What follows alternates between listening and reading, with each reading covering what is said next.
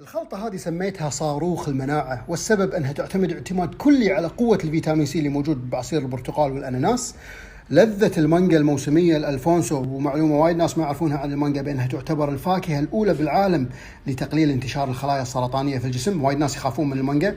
فيتامين A اللي موجود بالجزر، وهذا يسمونه البيتا كاروتين، الأفضل لصحة النظر والأفضل لتجديد خلايا الجسم. النيتريك أوكسايد ضخ الدم بشكل ممتاز داخل الجسم عن طريق الشمندر اللي هو البيتس. وطبعا شوية زنجبيل أنا أحط لأنه وايد طعمه قوي لتقليل الالتهابات اللي موجودة ورفع المناعة بشكل كامل ومستمر.